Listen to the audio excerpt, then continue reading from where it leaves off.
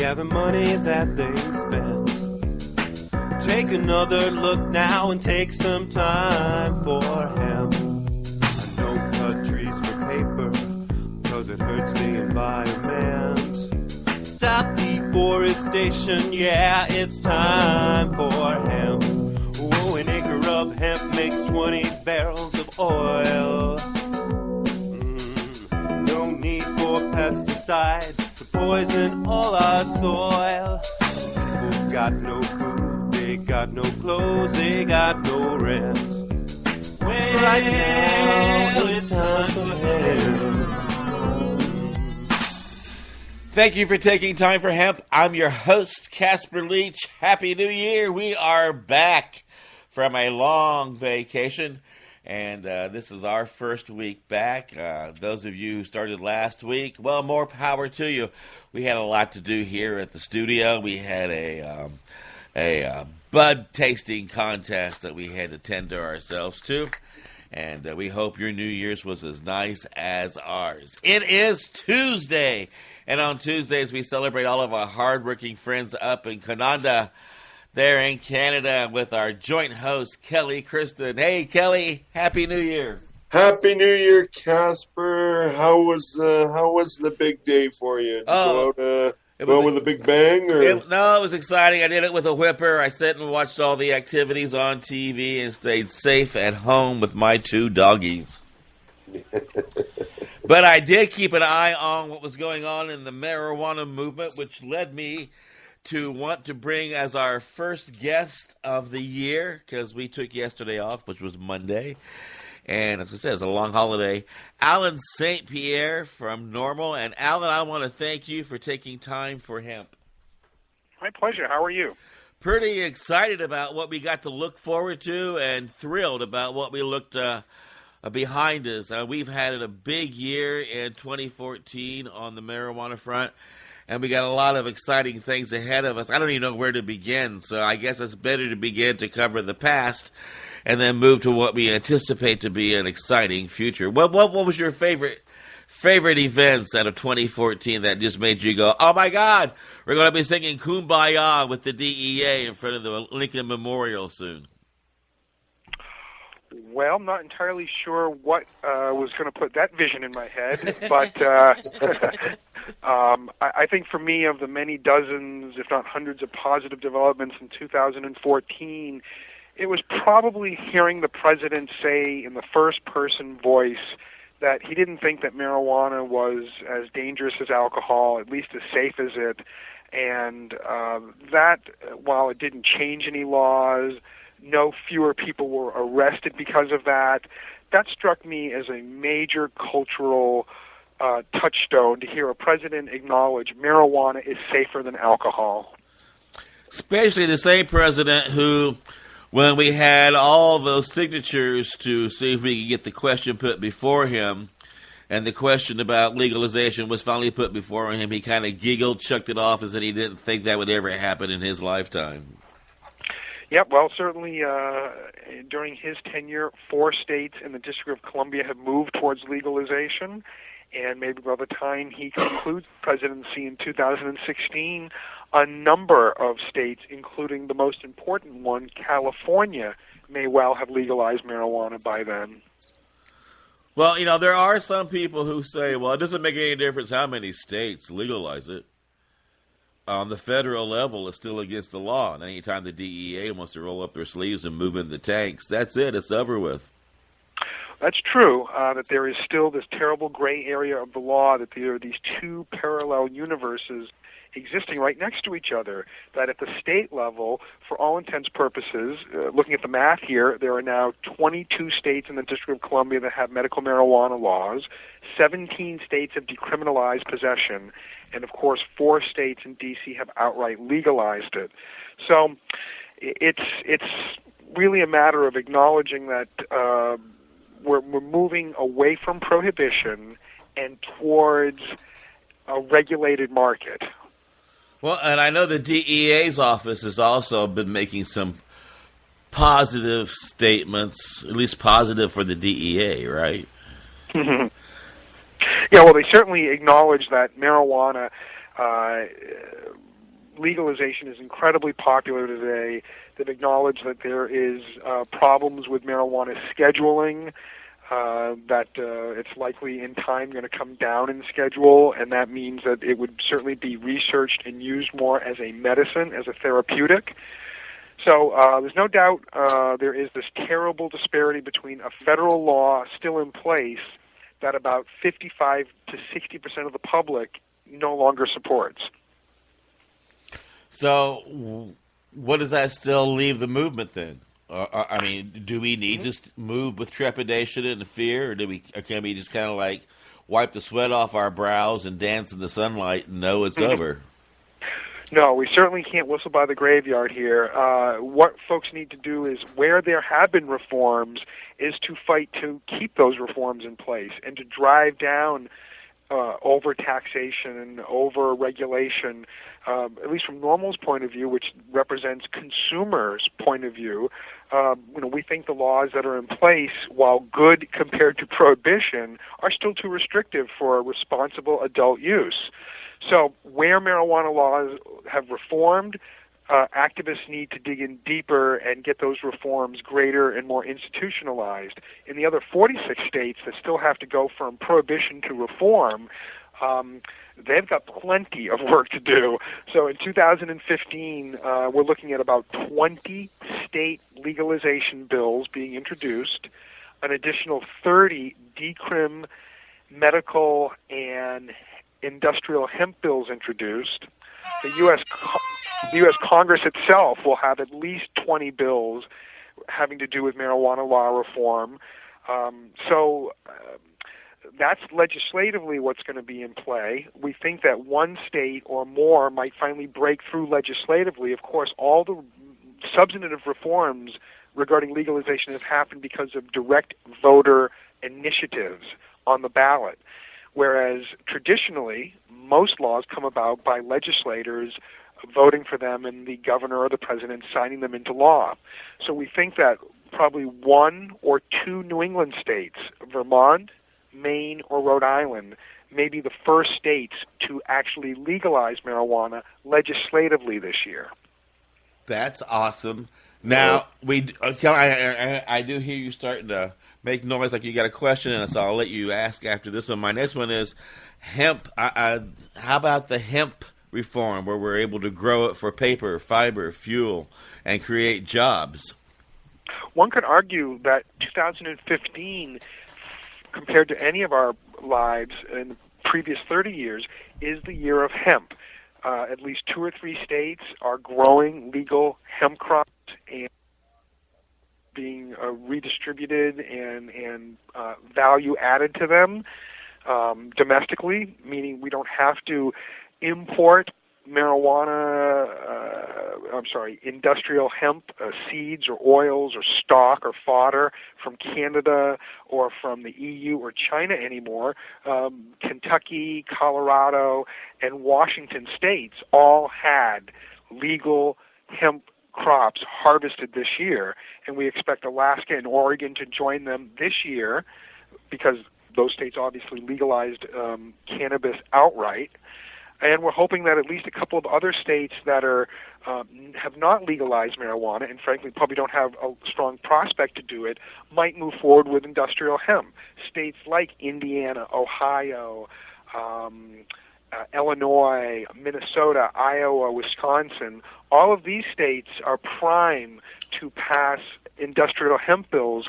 Looking at a state like Kentucky, which has really no substantive marijuana law reforms on its books, but because of its 2 senators, Paul and McConnell, when the DEA jumped ugly on a local hemp producer in the state after the state legislature had passed hemp reform, those federal legislators stepped in and said, hey, don't be screwing with our hemp farmers in Kentucky, and allowed these shipments of seeds to go from Canada to Kentucky. So we can see that a state itself does not have to legalize marijuana to have legal industrial hemp cultivation. Oh, that is fantastic. Kelly, I know you were wanting to ask a couple of questions.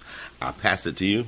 You bet. I was very interested in the industrial hemp because there's needs to be so much more production in North America, and there's so little of it going on in the U.S. It's awesome to hear that something's finally going to, or a lot of states are looking at industrial hemp as a viable crop, and we need lots more production, and the industry will naturally grow from there. But we got to have the product to deal with it first. That's really incredible. I know that each and every year here in Canada, we continue to increase the amount of acres planted to industrial hemp, and the government has even given grants to promote industrial hemp grown in Canada on a world level. So, cool. Let's, like you say, hemp. I'm really excited for it as a fuel, and we just need so much more production. It's going to be the next big solid crop, as far as I'm concerned. Even can surpass what cannabis can do by a long shot. So cool. Get some more acres planted get some acres down there planted to industrial hemp. Yep, that's assured in 2015. Well, and what are they going to do with it? Are they going to be creating jobs here in the States? And do they have the ability to create products here in America with that product that they grow now? Yep, they can add the value right there at the site, if you will, the farm. They can turn it into any number of different products. In the last couple of days, somebody sent Normal a sample, if you will, of a new sex lube made out of hemp oil. So it doesn't just run your car. There's a lot of different uses, and probably more healthy than some of those other products that people would use for a sex lubrication. Yeah, you can't make that out of well, I guess you can make that out of petroleum. Never mind.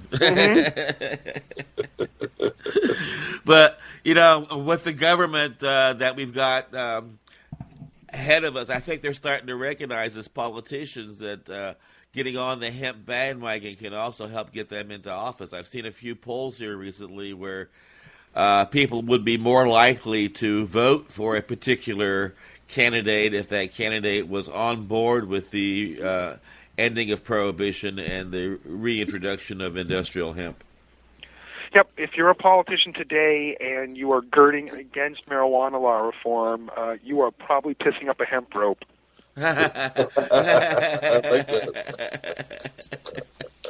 And there are quite a number of candidates that Normal's gotten behind here recently, isn't that correct?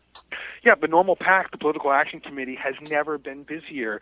We have about 100 to 150 candidates or current office holders contact Normal a month, looking for donations, looking for public endorsements, entree to Normal's membership and supporters. And I can assure you 5, 10, 15 years ago, we'd be very lucky if we got 2 or 3 inquiries a month. So exponentially, no doubt, more and more politicians from both Republican and Democratic quarters are looking for public endorsement and financial support from marijuana law reform groups and companies.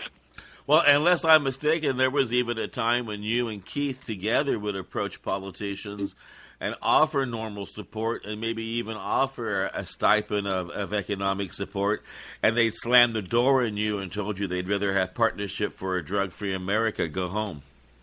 Yep, it was even so bad as to be treated like lepers in their offices, to give them checks only to have those checks returned uncashed, a pretty rare thing in American politics. No shit. Wow, I didn't even know that was possible. Exactly. So it's one of those things that, once again, marijuana defied the standard rules of nature, if you will. Well, no, this is due to a lot of your hard work and Keith's hard work and the hard work of the people at Normal and all the number of chapters that you've put together. And you're also around the world. Well, that's another aspect of it. If it's my understanding, now, I'm not a lawyer and I'm not really clever when it comes to understanding congressional and international policies, but still, it's my understanding that if all of America, from Alaska and Hawaii to New York and Miami, legalized this, and everybody jumped up and down and went, yahoo, we're going to grow it for recreational and industrial hemp, we still have this problem with UN treaties. We do. Technically, almost all the countries of the world that are deviating from prohibition, and those countries would be things like the Netherlands since the mid-'70s with their coffee shop model.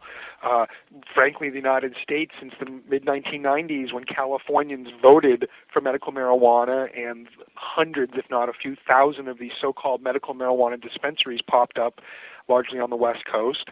And now we've got a country like Uruguay that has basically said, we don't believe in prohibition anymore. We're going to move towards legalization.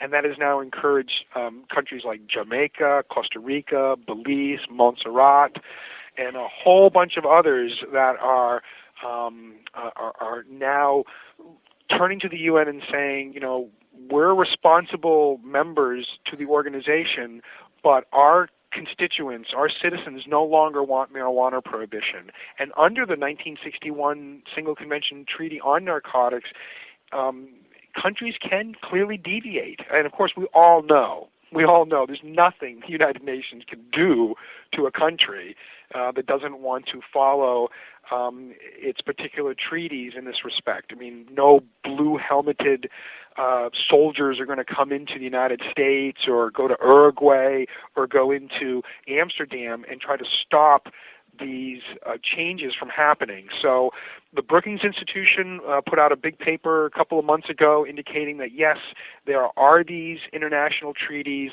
but America guts aspects of its treaties every day without blinking, and that this would probably be just one more treaty or one more aspect of a treaty we don't care about and we don't follow, and we have no fear of the United Nations doing anything about it. Well, one thing's for sure, they, without blinking, in the name of the war on drugs, gut our Constitution and Bill of Rights. Yes, given if one were to listen to the rhetoric that comes out of Vienna at the International Narcotic Control Board, which is itself almost like a Kafkaesque agency, it has no sway, and it just sounds completely removed from political reality by waggling its fingers at these countries, or in the case of the United States, states that are the citizens themselves are choosing to move in a different direction. So, yes, we live in a democracy, and the United Nations is the opposite of such. Well, with that said, we are going to pay our bills because we live in a country where nothing's free but our good looks and our wishes, and then we're going to come back and pick up where we left off here at Time for Hemp.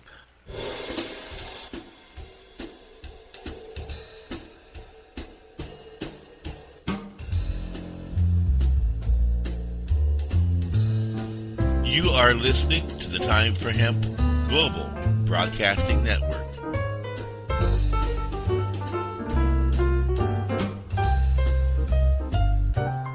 Please share us with your friends.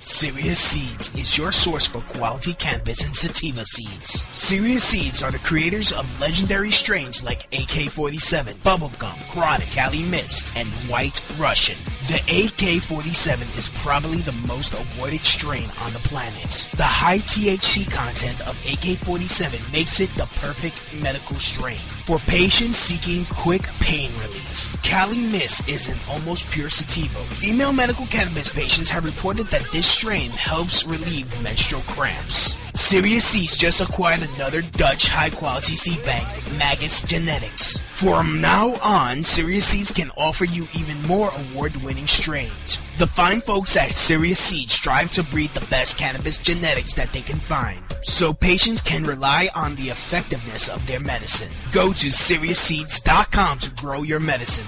That site again is SeriousSeeds.com.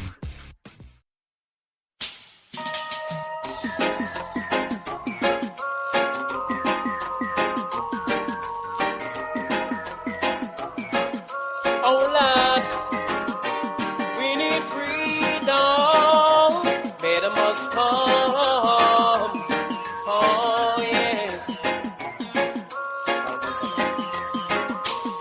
I said free the ganja, free it now. You need to legalize some way, somehow. Free the ganja, free it now. You need to legalize somehow. I'm tired to see the coke pipe blaze in front of my face. And why it's so hard to free the ganja? Well, no, it's the best for human race. Before I go to sleep at night, a cup of ganja do me right. When I wake up in the morning, it made my day look so bright. So come now, not to make me bum down Rome. Long time Babylon hold we know we want go my go. Come now, not to make me come now, not to make me bum down Rome.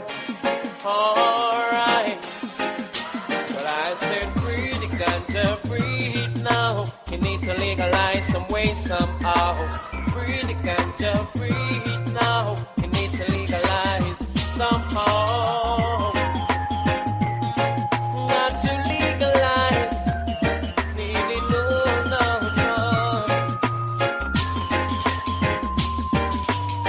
I can see from afar, Babylon, they pay my star. They drop to me and say what I'm hiding for. But I can't resist all the fine what they're looking for. Only a slave for the take me behind bar. I said, come now, not to make me bum down Rome. Long time Babylon hold we know we want go back home. Come now, not to make me, come now, not to make me bum down Rome. Alright. I said free the ganja, free it now. You need to legalize some way somehow. Free the ganja, free it now. You need to legalize somehow. I'm tired to see the coke pipe blaze in front of my face. And why it's so hard to free the ganja? Well, no, it's the best for human race. Before I go to sleep at night, a cup of ganja do me right. When I wake up in the morning, it made my day look so bright. So come now, not to make me bump down Rome. Long time Babylon hold we know we want go back home. Come now, not to make me, come now, not to make me bump down Rome. Alright.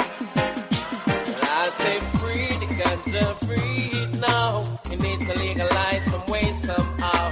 Free the ganja, free it now. You need to legalize somehow. Not to legalize. Need it now. We do. That's what we're talking about here at Time for Hemp, legalizing it, but we're talking about it on so many different levels. Let me tell you, your vote counts. And politicians want you to believe your vote doesn't count. They want you so disgruntled and so bummed out about what's going on in the campaign that you don't even want to show up. Why bother? As long as you feel that way, then they win. And so make it a point anytime there's an election in your neck of the woods that you are registered and you vote. Isn't that right, Alan St. Pierre? You don't vote, you can't complain, you can't be amazed when government screws you. Oh, no kidding.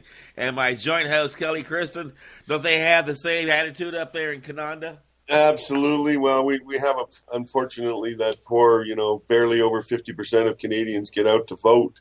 So we're going to encourage way more to get out there to vote. And yes, it's the one place in the world where we're all created equal, because when you step in the booth to vote, you're the only one who's ticking off the person that you would like to see elected. Well, and we need proper representation.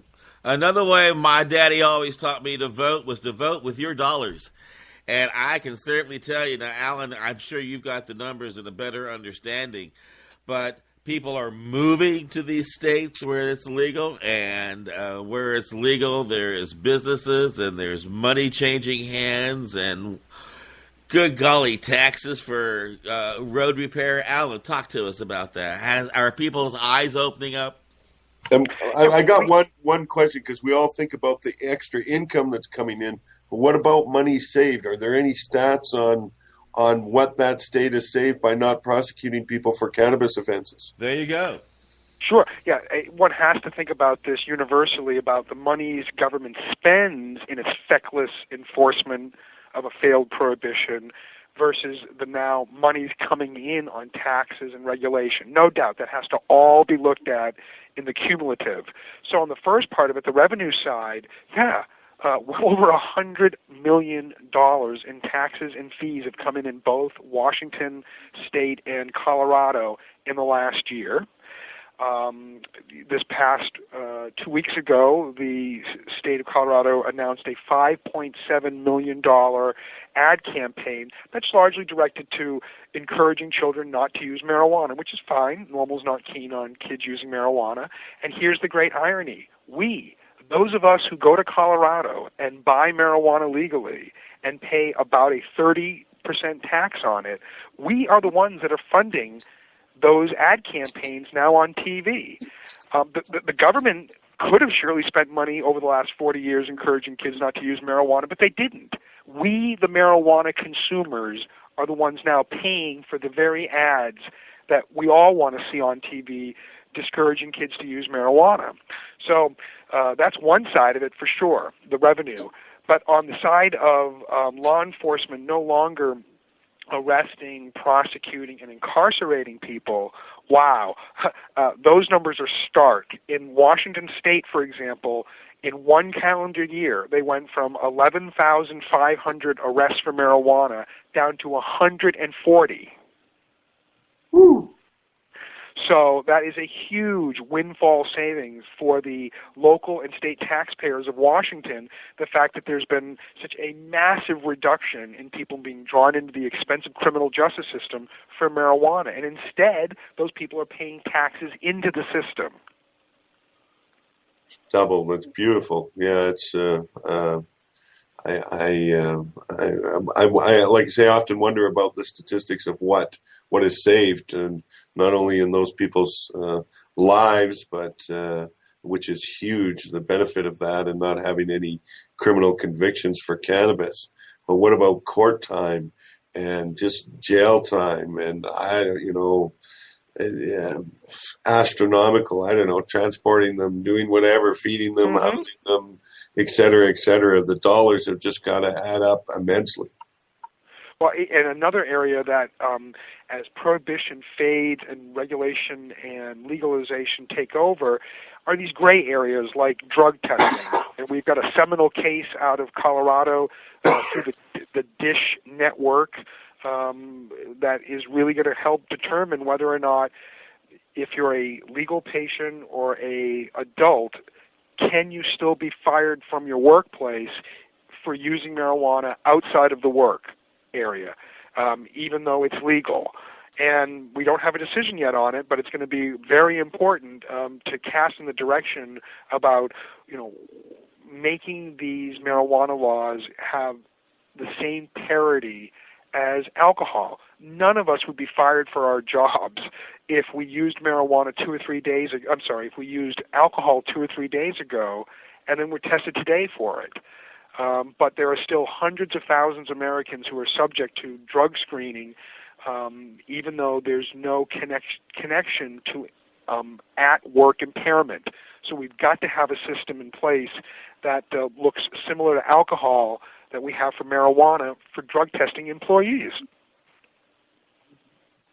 Agreed. That's makes complete sense.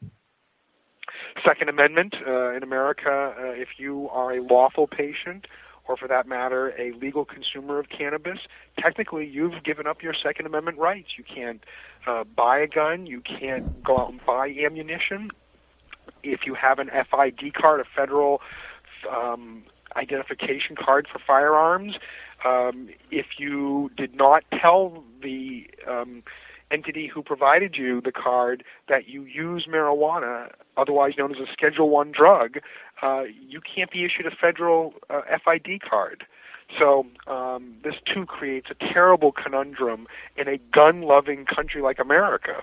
Well, and that problem also has been dealt with in the banking industry, and somewhat still goes on, too, doesn't it? yes, this too a very good example, Casper, of that gray area where these millions and millions of dollars a year are coming in to these businesses. They are paying millions and millions of dollars in sales taxes, but they don't have legal access to America's banking system because the federal government still thinks of this as ill-gotten gains and criminal syndication. So, yes, banking rules must be updated to reflect the fact that we have cannabis commerce in the United States, and those who are lawfully engaged in it are clearly not criminals. So how does this whole thing move forward? How do we get the federal government to finally make that change? Well, we have 2 years left of the Obama administration. He probably has a couple of more tricks up his sleeve regarding memos, maybe a potential executive order that would reschedule marijuana from 1 to a lower scheduling. That would not have a pronounced effect on the legalization debate, but it would have immense impact on the medical marijuana and industrial hemp side. So that's certainly what the Obama administration can do with their last couple of years. It would be great, of course, if he would put some weight behind some of these bills in Congress, like bills to legalize marijuana. And then we've got this very important court case that Oklahoma and Nebraska have filed against Colorado in the U.S. Supreme Court. That will be one of the most important legal cases this year. As you can imagine, if the states of Nebraska and Oklahoma prevail, this could have a serious negative impact on other states that want to move in this direction. So I would suggest to you that case will probably be the most important legal case in 2015. Now, some people aren't aware of exactly what you're talking about. We understand that they want to turn back the hands of time, and well, you go ahead. Sure. So what has happened is that 2 weeks ago, the states of Nebraska and Oklahoma, which share borders with Colorado, sued Colorado to go before the U.S. Supreme Court to get the federal government to stop Colorado from allowing marijuana production, sales, and taxation. And if the Supreme Court takes the case, it will be the most important case in any of our lives regarding whether marijuana can or cannot be lawfully sold through a state. I mean, most legal experts that we've talked to, the anticipation that we'll be involved in the case as an amicus party, we feel pretty confident that the federal government ultimately is not going to, that the two states of Oklahoma and Nebraska are not going to prevail here, because if they were to ultimately prevail, the best they can get is total chaos. The federal government cannot force a state to have marijuana laws. States adopt these laws on their own, or in the case of the 4 states that want legalization, they've gone a completely different route, and the federal government cannot force them to enforce a law they themselves do not want to enforce. So instead of having a system of taxation, regulation, license, the state of Colorado would be forced to just throw their arms up and say, fine, anybody can sell marijuana, anybody can grow it, there's no taxes for it, there's no regulations, there's no age restrictions. They would create complete chaos if they were to prevail. Which is what Prohibition actually did, because how many times have you heard that as long as you got Prohibition, you don't have to show an ID to buy a bag? Exactly. And so any parent or an individual who says, well, I want to see marijuana controlled, and they support Prohibition is a nut job. Clearly, regulation and taxation provides regulation and control. So for the person who says, well, I'm going to leave it to the unregulated entity who can sell any potency, any strains, under any conditions, clearly they don't favor a sane, rational public policy. So what yo-yo came up with this idea, and on what grounds did they take it? Well, these attorney generals from the states of Nebraska and Oklahoma are very socially conservative. They see this probably as a way for them to make names for themselves, which they already have in the 2 weeks that they've launched this lawsuit. I bet. Now they wound up on our shit list, to say the least, because in essence they are defying, if not defiling, their own views. These are conservatives who often believe in states' rights and the federal government shouldn't tell states what to do. Well, by going to the federal government and telling them or trying to force them to tell the state of Colorado what to do, they could set up a terrible precedent. Say Oklahoma, which is a state that has very lax environmental laws and allows for a lot of industrial pollution. Well, if they can force Colorado to not allow marijuana sales, what's stopping Colorado from suing Oklahoma to stop its bad environmental practices? Yeah, exactly. Exactly.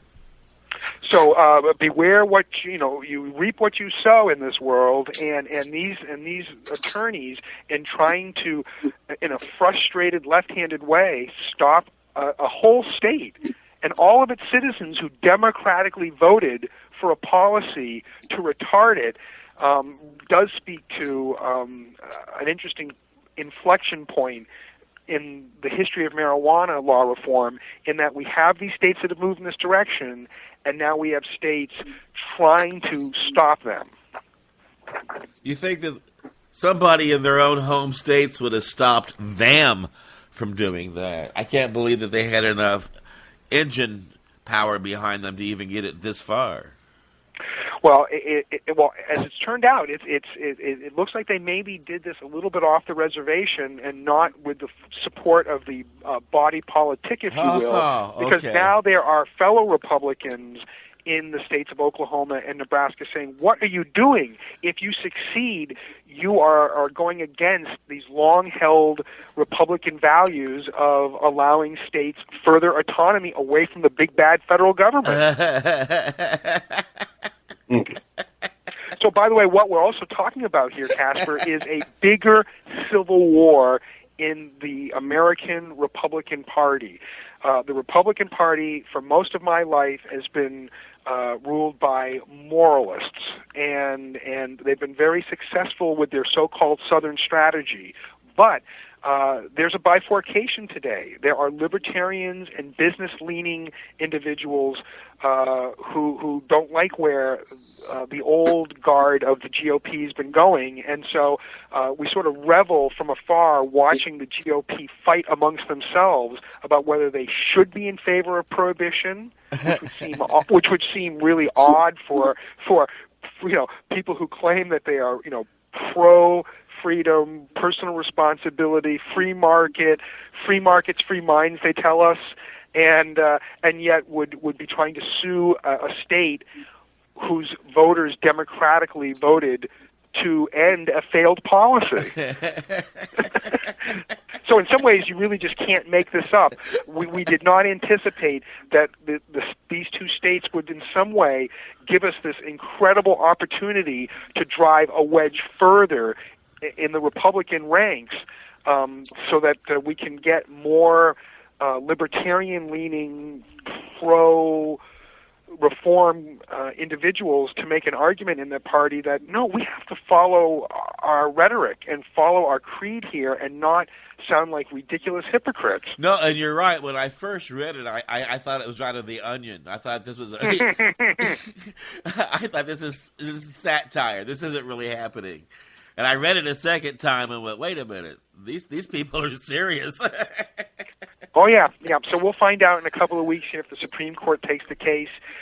Some feel like they won't take the case, and if that's the case, then there is no case, and we can get on to other reforms. But a sneaky part of me thinks they're going to take the case, and it means that nothing else, reformers are going to have to get really organized and be in the amicus space here, and then maybe by the end of the year we'd get a decision, hopefully in favor of the states of Colorado, Washington, Alaska, and Oregon. Oh, wow.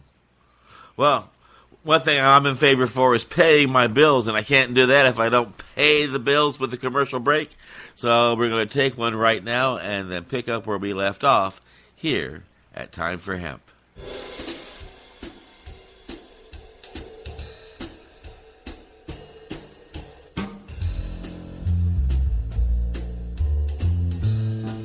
You are listening to the Time for Hemp Global Broadcasting Network.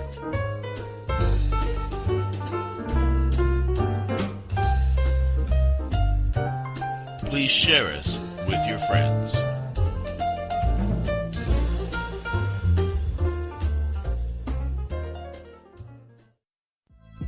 THCF Medical Clinics are the premier physicians clinic in the United States. THCF has offices all across the United States from Hawaii to Michigan. THCF Medical Clinics has helped approximately 150,000 patients obtain their medical marijuana permits to legally possess, grow, and use medical marijuana. If you have chronic pain, multiple sclerosis, or any other neurological degenerative disease, or if you have any gastrointestinal disorders such as GERD, irritable bowel syndrome, or if you have AIDS, cancer, spastic disorders, seizure disorders, or glaucoma, call us at 1-800-723-0188 or visit us online at hemp.org.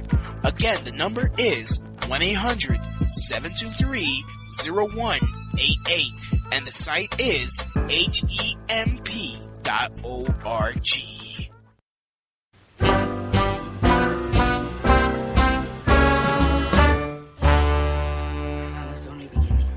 Well, now, chocolate cake makes my poor stomach ache, and all those pills are too much for me to take. I don't like cocaine 'cause it makes me all uptight, but coffee and reefer makes me feel alright. Crystal meth will make you high. Coffee and reefer does make me feel all right. Happy New Year, the first show of the new year for Time for Hemp.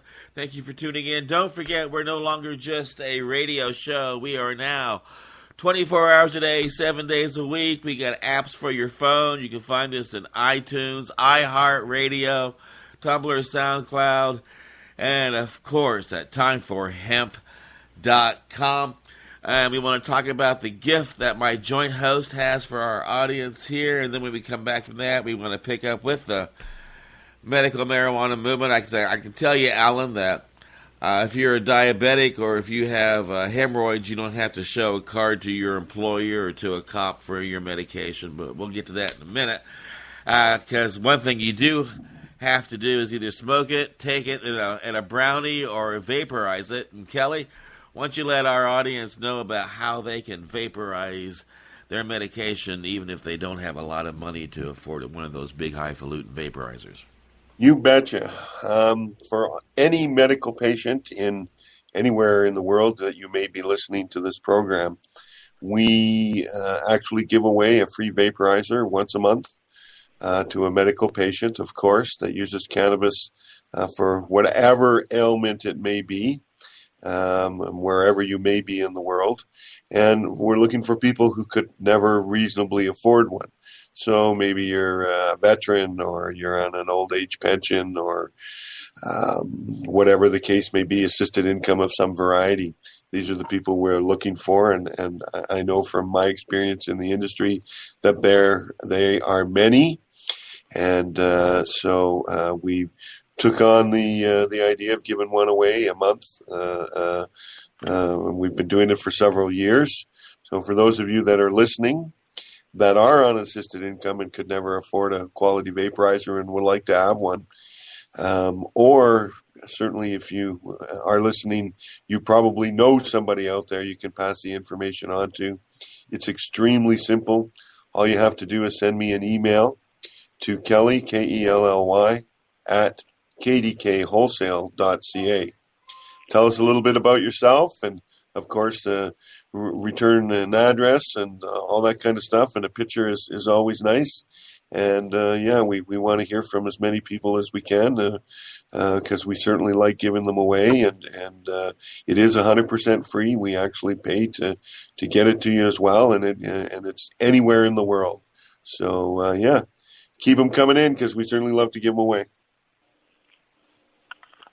We also mentioned that in our newsletter, so make it a point to check out our newsletter and find out the details as well. I thought maybe I had lost you there. No, I had myself on mute and didn't realize it. Now, Alan, one of the things I mentioned before we were talking about the vaporizer, was that if as a medical marijuana patient, I've got to tell my doctors that I smoke it. I got to have a card for it. I got to tell future employers that, hey, I got a card, and I might not even be able to get a kidney if I need one or a liver because I smoke marijuana, But now if I was a diabetic or if I had migraine headaches or hemorrhoids, I wouldn't have to deal with that.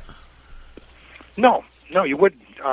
This is still this gray area that exists in the law where an individual who's not in a state where the voters or legislature have voted for medical marijuana, in being transparent and honest with their physician, still sets up a bit of jeopardy. Some people in the VA system, the Veterans Administration is still harassed because of their marijuana use. Pain clinics are still testing people. No problem to come in and take as much OxyContin as possible, but if you test just for 1 nanogram, 1 part per billion of THC metabolite, you're out of the pain program.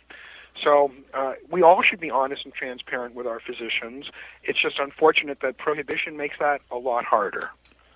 Well, and then the other thing, Alan, I think you're a family man and you've got people around you that you love. Mm-hmm. Can you imagine if you were sitting behind bars in Colorado or Washington or California or New Mexico, and people are all around the state were enjoying medical marijuana, they were selling it, and you were sitting behind bars for smoking marijuana because you got arrested 10 years ago or 8 years ago, and you couldn't see your wife, you couldn't see your kids, you couldn't deal with your business, you couldn't take care of your own dogs, you couldn't see your mother and go to her funeral, and everybody around you outside the gates are doing what you got arrested for.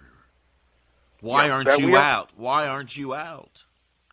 Yeah, we are at that terrible state right now where there are, and the most famous case in America right now is called the Kettle Falls Five out of Washington State, a family that was compliant under Washington rules regarding medical marijuana, went out, got a license for legal marijuana, and they were arrested and are still in the middle of a long federal prosecution where many members of this family over a couple generations are looking at multiple decades in federal jail for engaging in a commerce, in behavior that in the Tacoma area of, in the Spokane area of Washington where they're from, there are now dozens of licensed producers of marijuana. One gentleman at the end of the year had what, by all accounts, is the single largest legal sale of marijuana maybe in U.S. history, where he sold $6 million of marijuana at an auction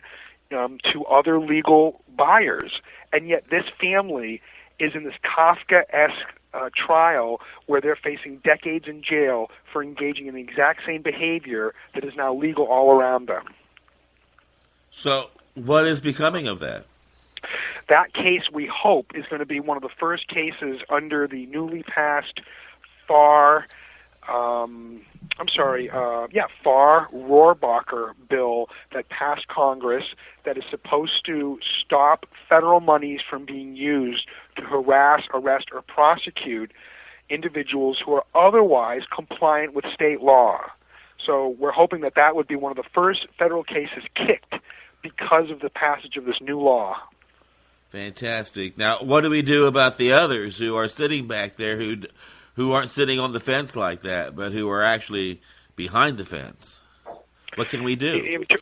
In terms of, you mean talking to legislators? It's like when we got done with the Vietnam War, our POWs came home. When the war on drugs is over with in these states, our POWs are still sitting behind these gates serving out their time. Yep. Isn't there any way of getting these people who were arrested for marijuana possessions only home? Yeah, so what you're speaking of is the repatriation of what it could be upwards of 100,000 Americans currently in jail on marijuana-only related crimes. Yep. And because of the angelic work of people like Beth Carter, people can go to web pages like lifeforpot.org and see that she's tracking upwards of a dozen of our brothers and sisters who are in jail for life. For life for marijuana-only related crimes where there was no violence.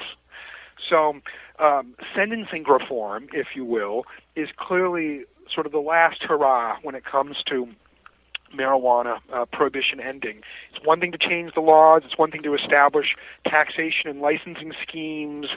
But now we have to look at these people in jail and prison who should have never been there to begin with, but accepting the fact that they were lawfully prosecuted under the law at the time, now that American society and attitudes and laws have changed largely, they are the best candidates in the United States to get out of jail or prison early.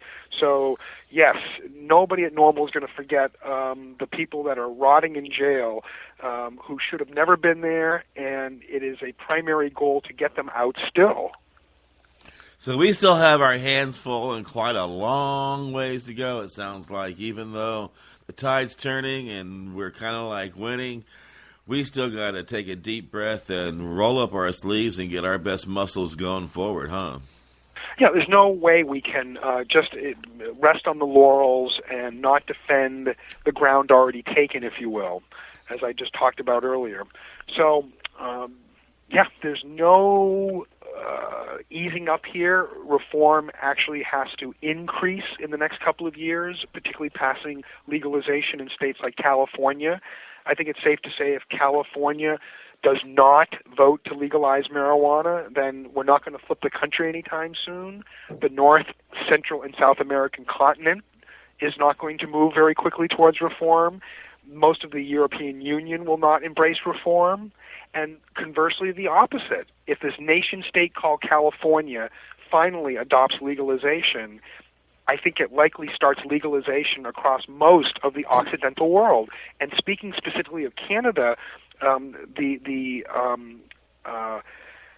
rise in popularity of Trudeau is a prime example about how a country that has been led by a very conservative leader and party for well over a decade could have incredible changes by simply electing somebody of a different political stripe. And there's no doubt in my mind that if Justin Trudeau gets an opportunity to be the Prime Minister, Canada will absolutely be embracing marijuana law reform. Woohoo! That's this year. 2015. We're expecting an election. Yep. So, as much as Americans do not, and it's foolish for us not to look to Canada as partners for reform, to recognize that there's a good chance that one of the most charismatic pro-reform leaders in our lifetime is going to become the Prime Minister. And if that's the case, American politicians will have a prime partner to work with to the north. Yes.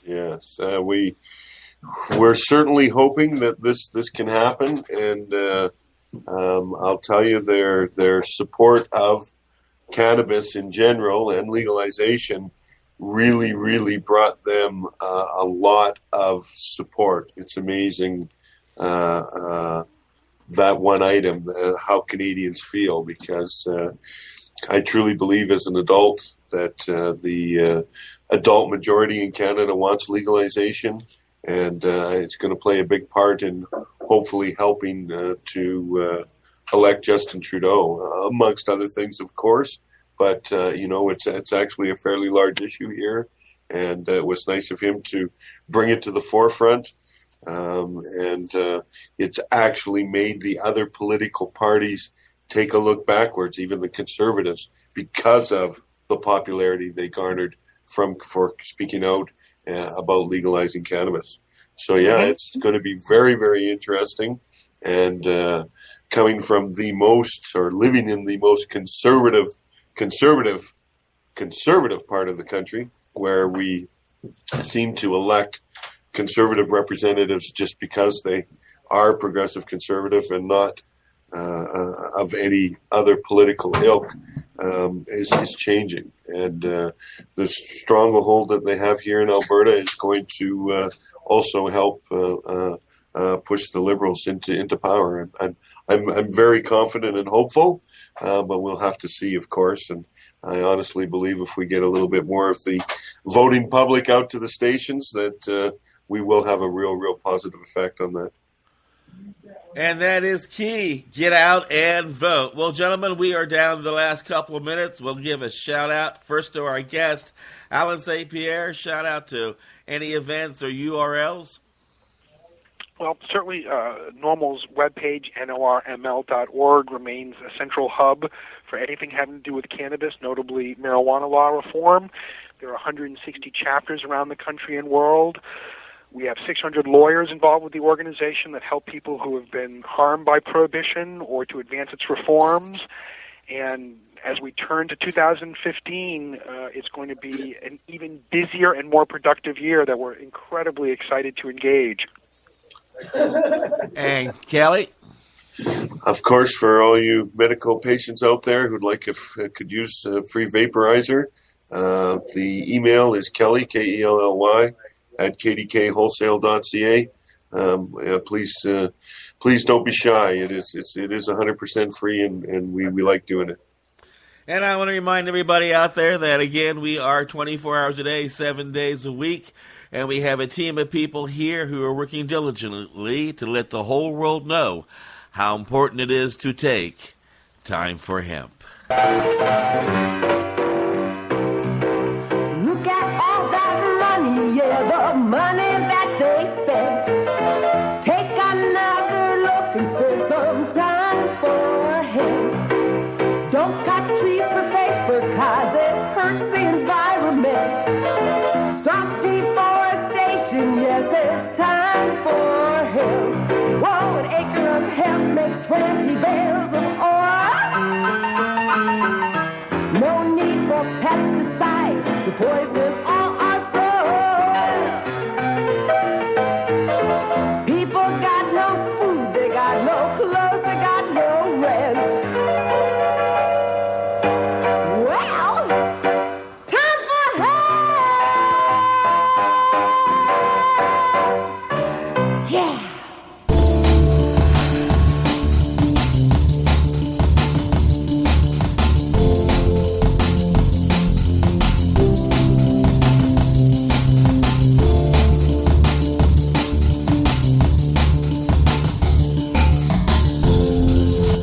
You are listening to the Time for Hemp Global Broadcasting Network.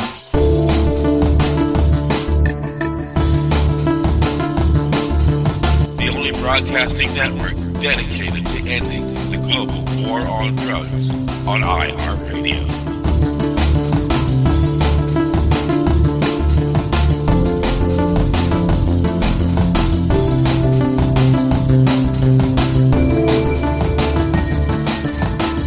Please share us with your friends.